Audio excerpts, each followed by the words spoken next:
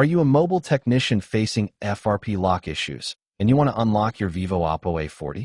The ISP Pinout connection offers many benefits.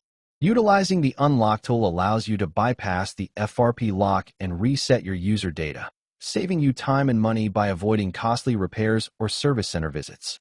This post will show you the ISP Pinout for your Oppo A40, which is easy with our step-by-step guide below. Easy JTAG and UEFI box can bypass Oppo A40 FRP pattern and screen locks. It doesn't matter how much knowledge you have of Android software. This method will solve the problem quickly. If you see the message, USB not recognized, your USB doesn't work. You can only use this method if your battery is fully charged and your USB port works properly. Please feel free to leave your questions in the comments. I will do my best to answer them. What is ISP Pinout in system programming? In simple language, ISP lets you access the EMMC chip without pulling it out. You simply have to identify the appropriate pinout of the board, and you have to utilize a supported EMMC tool such as UEFI, Easy JTAG, or Medusa Pro to attach it directly. ISP Pinout is useful when phone is dead, black screen, no boot, no charging. FRP is locked, and you can't use ADB, fast boot, or OTG bypass.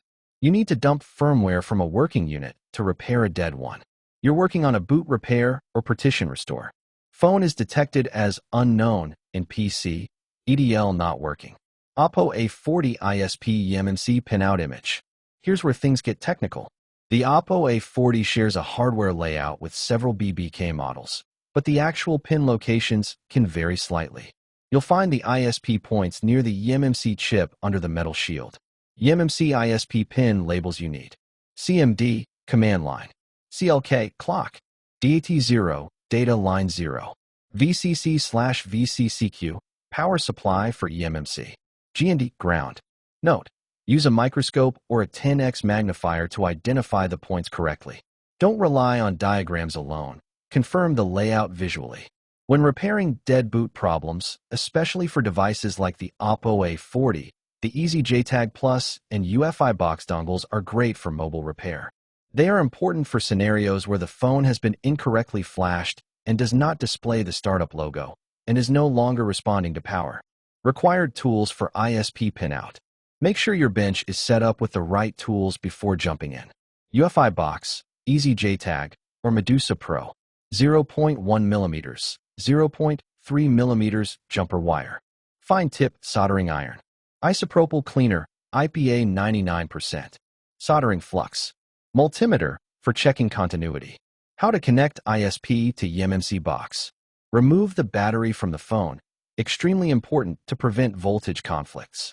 Clean the PC board area using isopropyl alcohol. Connect jumper wires to CLK, CMD, DAT0, GND, and VCC with care using solder.